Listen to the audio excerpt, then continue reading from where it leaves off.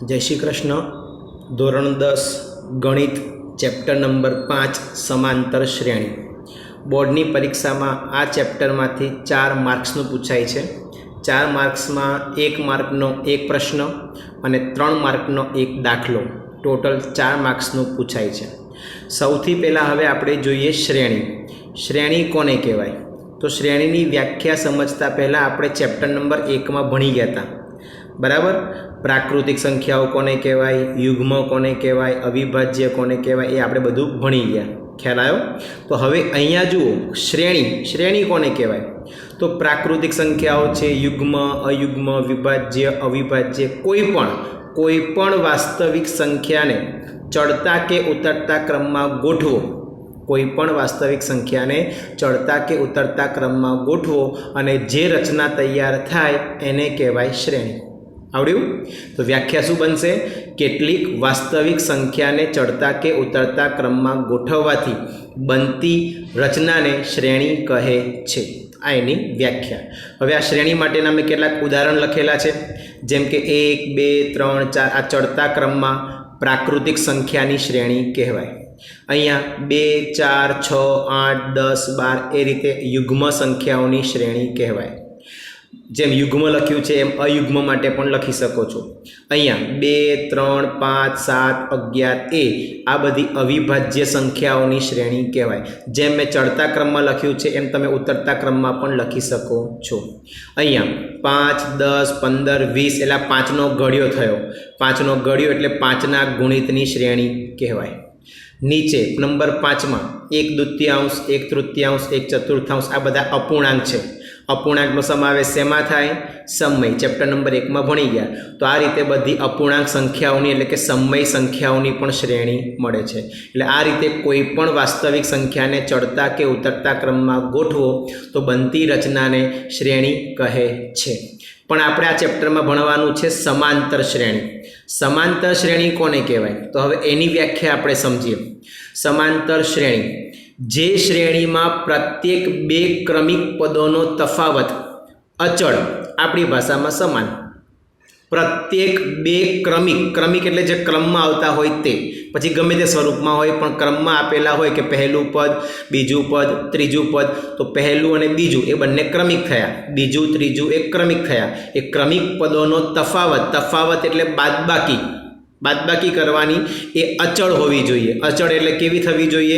समान। એટલે તમે બીજામાંથી પહેલું પદ બાદ કરો કે ત્રીજામાંથી બીજું બાદ કરો કે ચોથામાંથી ત્રીજું બાદ કરો, એ પ્રકારે ક્રમિક પદોની બાદબાકી કરો અને તે સમાન મળે તો તેને શું કહેવાય? સમાંતર શ્રેણી। જો ઉપર ઉદાહરણ છે એમાં ખ્યાલ આવશે। આમાં પહેલું પદ 1, બીજું 2, ત્રીજું 3, ચોથું 4। હવે આ સમાંતર શ્રેણી છે કે એના માટે ક્રમિક પદોની બાદબાકી કરી જુઓ। बीजामांथी पहलू पद बाद करो एटले 2 मांथी 1 बाद करता 1, त्रीजामांथी बीजू पद बाद करो एटले 3 मांथी 2 बाद करता 1, चौथामांथी त्रीजू पद बाद करो एटले 4 मांथी 3 बाद करता 1। आ दरेकनी बादबाकी सरखी आवी तो आने समांतर श्रेणी कहेवाय।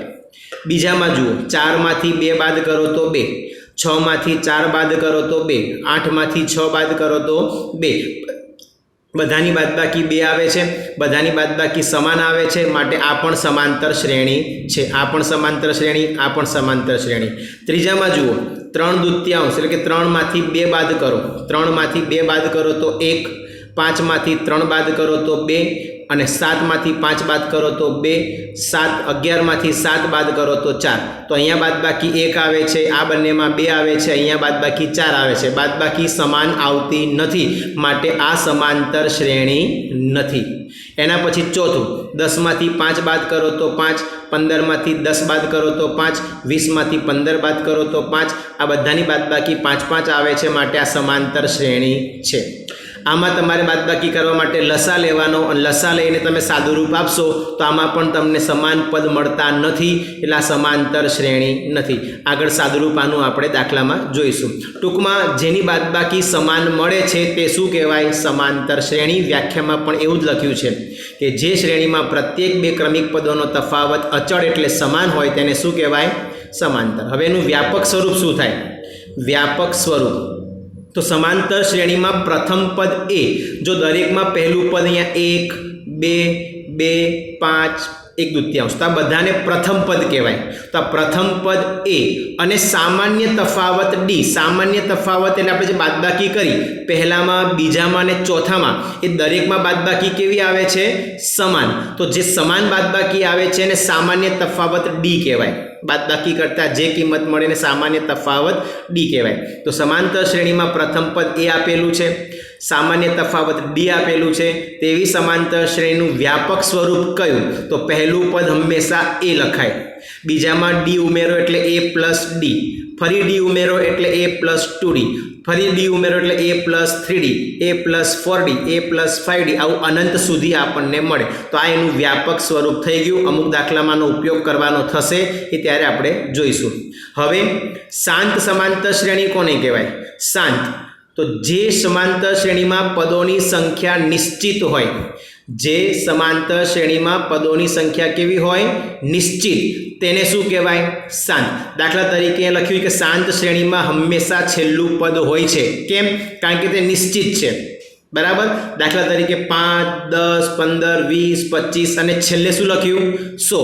એનો મતલબ કે આ 5નો ગુણિત પણ ક્યાં સુધી?